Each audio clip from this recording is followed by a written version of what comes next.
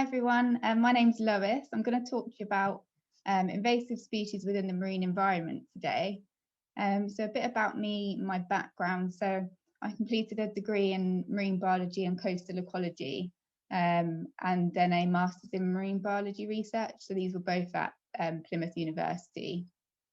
I graduated from my master's in 2018. I'm currently working for the MMO in the IU team, so legal and reporting unregulated fishing, providing support and guidance to the UK fishing industry to ensure that they have the correct documents to accompany imports and exports of fishery products.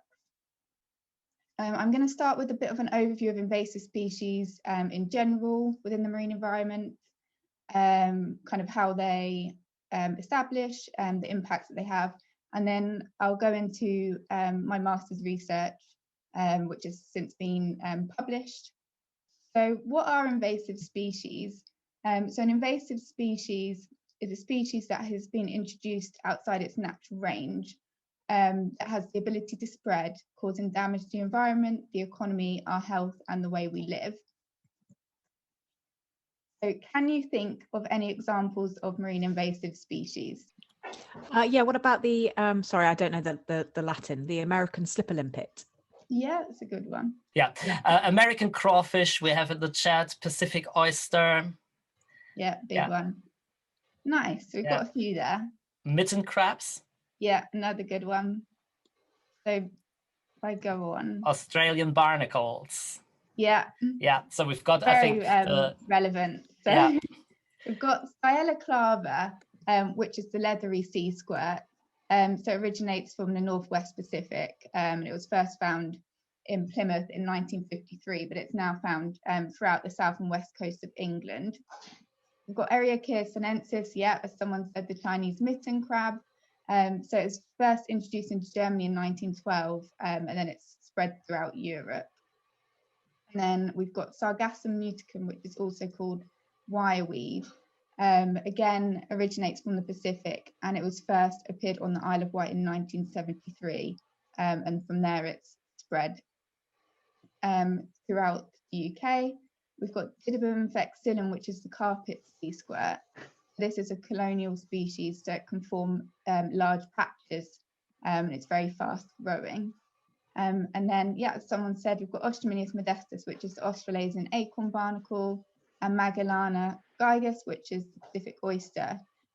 Those two I'm going to cover in a lot more detail going forward, so I'll leave it there for now. So how are these species introduced within the marine environment? So one of the main pathways is shipping, so biofouling or in ballast water. So they often attach to the hull of the ship, or they're found in the ballast water itself. Climate change, so species ranges are changing, aquaculture, transport of fish and shellfish for the seafood industry, scientific research, species escaping from public or private aquariums, natural spread, so species can disperse due to large storm events, and marine debris. So there's a growing evidence that invasive species can attach to bits of plastic or other debris within the water, and these can allow them to disperse. What are the impacts associated with these invasive species? So they are one of the biggest causes of biodiversity loss after habitat destruction. They displace native species and outcompete them. They can change the community structure, food webs, and alter essential processes, such as nutrient cycling and sedimentation. They can impact on a range of ecosystem services.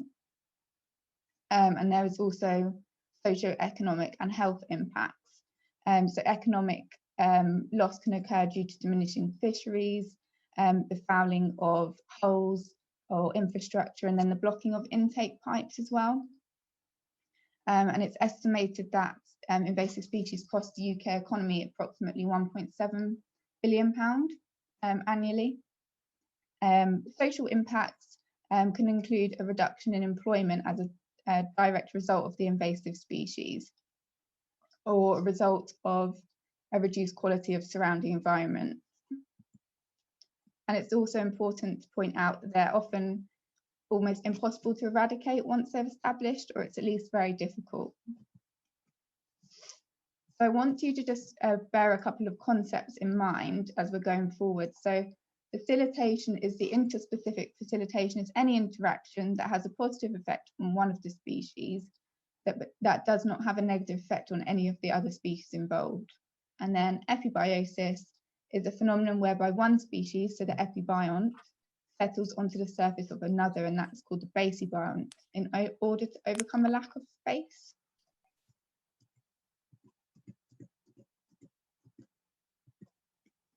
So I've got several pictures here. These were taken while I was carrying out my fieldwork for my master's, but also while I've just been out exploring the coast. So the one at the top here is my local beach. Artificial structures have become ubiquitous in the marine environment in response to urbanisation and anticipated threats from global climate change. So structures such as seawalls, jetties, groins, floating docks are all ubiquitous features, and they're often built at the expense of natural habitats. So these structures provide a new surface for colonisation and a potential habitat for many rocky shore species. Invasive species are often the first to colonise these structures, and this can facilitate a spillover effect into adjacent natural rocky shore.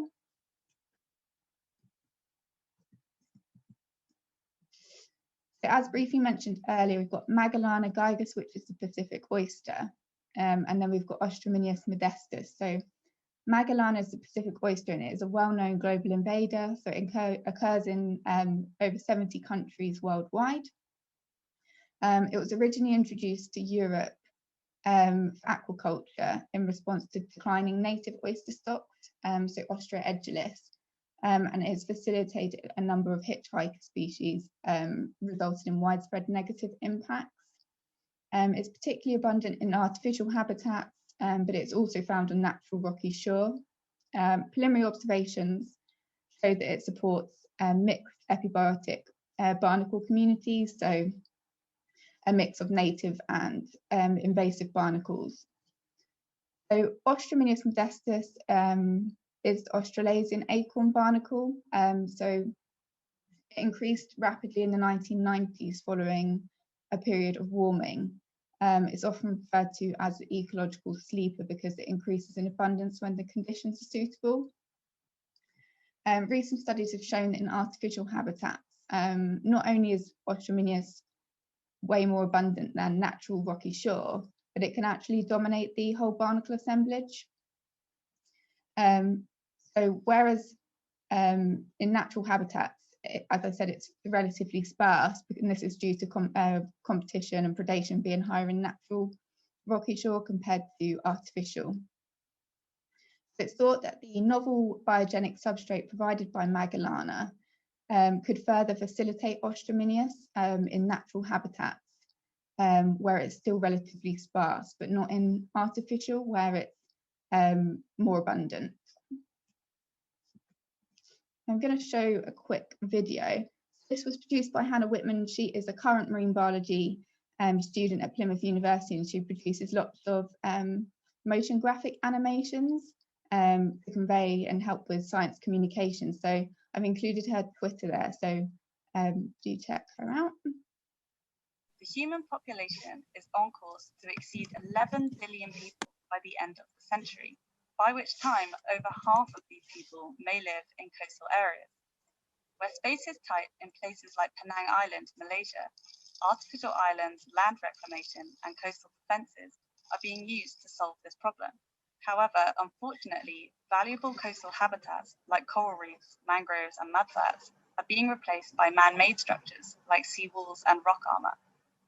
Very few marine organisms can live on these new structures as they lack the natural physical complexity of analogous natural habitats such as rocky shores. Seawalls can then easily become colonized by invasive species, which can take up space and outcompete the native species. This means that along with habitat modification, invasive species are one of the biggest threats to native marine life across the globe. For example, in Europe, Pacific oyster Magellana gigas has invaded many countries and now dominates many artificial habitats, and are now spreading into natural habitats like nearby rocky shores. Recent research has shown that these oysters can also provide habitat and promote the colonization of other invasive species like the Australian barnacle, Ostrominius modestus. But the question is, does this relationship change between natural and artificial habitat? I'm going to stop it there and then we'll come back to that later on. So my master's research project addressed a couple of questions. So to what extent do native and non-native basibionts facilitate native and non-native barnacle epibionts? And two relationships differ depending on whether the interaction between native and non-native basibionts and native and non-native epibionts occurs in natural or artificial habitats. So the study was carried out at 6 intertidal locations along the southwest coast of Britain between March 2018 and July 2018. Locations were specifically chosen because they had pairs of natural and artificial sites that was exposed to similar environmental conditions. The majority of artificial sites included in the study were harbour walls and sea walls. There was one slipway involved. So preliminary observations showed that there was 2 basibionts that would be suitable for the study. This was the Pacific oyster Magellana and then the common limpet Patella vulgata. So these were chosen because they co-occur at the same tidal height in both natural and artificial habitats. They've also got relatively large shells, so they can for barnacle epibionts to attach to. And they've been observed to support mixed barnacle communities, so invasive and non-native barnacles. So 15 quadrats. So surveys were carried out all sites to quantify the abundance of the native and invasive species on natural and artificial. So 15 quadrats were placed randomly within a 10-metre square area of the mid-shore. This is where flat vertical surfaces were present. So this was done to minimise the influence of crevices, overhangs, rock pools to ensure that natural and artificial sites are comparable. So within the quadrats, the number of Magellana and the number of Patella vulgata were counted. I then used 3 by 3 centimetre photo quadrats and placed these within the larger quadrats. These were then imported into image analysis software so I could count the number of invasive and native barnacles.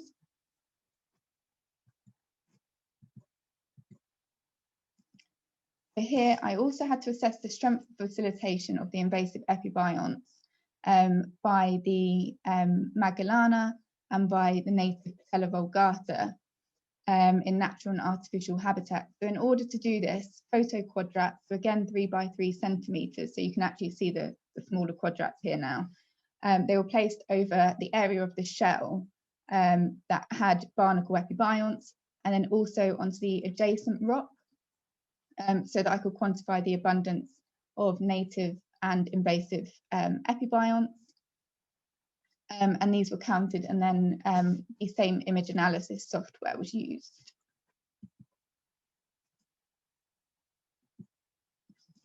So what did we find? So this graph shows the predicted probability of the invasive Magellana and Ostrominius and the native Patella vulgata and native barnacles occurring in quadrats in artificial and natural habitats. So artificial is represented by the grey bars and natural by the blue bars. And then, so same or different habitat type groupings is represented by letters, and then the bars indicates 95% confidence intervals around the mean. So you can see that for invasive species, there was significantly more likely to occur in artificial habitats than natural, whereas for native species, they were either reduced likelihood of them occurring in artificial habitats, or there was no difference at all. So you can see for Magellana, They were significantly more abundant in artificial habitats. For patella, there was no significant difference between natural and artificial. For Ostrominius, they were significantly more abundant in artificial habitats. And then for the native barnacles, they were significantly more abundant on natural rocky shore. This graph here shows the predicted percentage of barnacle community that are invasive on Patella vulgata, on Magellana, and then on bare rock. Again, natural habitats are represented by blue and artificial by grey, and the shading represents 95% confidence intervals. So the predicted percentage of invasive barnacles as epibionts on Patella vulgata increased exponentially with total barnacle density in natural and artificial habitats. So 100% of the barnacle community on Patella vulgata was invasive, at a percentage cover of between 25 and 38% on the shell. And that's in natural and artificial. Whereas for Magellana, in natural habitats, epibiosis by invasive barnacles increased exponentially, comprising 100% of the barnacle community, when percentage coverage was about 48%. In contrast, in artificial habitats, the percentage of the barnacle community that was Ostrominius remained fairly low, and native barnacles dominated. So invasive barnacles represented only about 10% of the total community. Then on the far right, we can see that on rock, so bare rock, Ostrominius was relatively sparse in both artificial and natural, and that native barnacles dominated. So the Ostrominius represented less than 10% of the whole community. This graph shows the strength facilitation of Ostrominius modestus by Patella vulgata and by Magellana in natural and artificial. So we can see that invasive epibiosis was twofold higher on the invasive basibiont Magellana in natural habitats compared to any other comparison. Whereas in natural habitats, Magellana positively facilitated the invasive barnacle Ostrominius, whereas in artificial habitats, it negatively facilitated it. And then the opposite was seen for the native patella. So it positively facilitated Ostrominius in artificial habitats, but there was negative facilitation in natural. So this is really interesting. So moving on to a bit of a discussion now. So there were differences in the abundance of native and non-native taxa across artificial and natural habitats. So as we saw, invasive species were more likely to occur in artificial habitats than natural, and native species were either more likely to occur in natural habitats, or there wasn't a difference at all between natural and artificial. So these findings build on evidence that artificial substrata represent a poor habitat for native species, but they can represent a good habitat for invasive species. And there's a growing body of evidence that suggests that artificial substrata are too homogeneous, so they lack the topographic complexity at a range of spatial scales that is required for the successful recruitment and settlement of native taxa. A lot of invasive species have broader environmental tolerances, so they're able to colonize and successfully dominate on artificial substrate. Again, we found that basibionts are more important for invasive than native epibionts overall. In Magellana, strongly facilitated Ostrominius in natural habitats, but not in artificial habitats, where instead they supported native barnacles. This highlights the importance of novel substrata, so as the basibionts in this case, as potential vectors for invasion into natural habitats, where space limitation and predation can mediate invasion success. And Patella vulgata facilitated invasive but not native epibionts in both natural and artificial habitats. So these results also suggest that the barnacles were showing a degree of selectivity for the basibiont. The possible reasons may be the surface environment chemistry, the rugosity of the shell of the basic barn and then the surrounding rock. And also diversity of the surrounding community. So they were releasing chemical cues. Because barnacles are known to settle where there are already barnacles present. And this is because of the release of chemical cues from conspecifics. The physical structure of Magellana is complex, and it may increase attachment points, increase in post-settlement stability, and it may act as a refuge for barnacles settling onto the shell. It also builds on evidence that invasive species are more likely to settle as epibionts on the surface of another organism than native species. So our findings suggest that Magellana may offer refuge from competition pressure in natural habitats, thus facilitating ostrominius or invasive epibionts in this environment. So why is this? Why are these findings important? So the results advance our understanding of facilitation within the marine environment.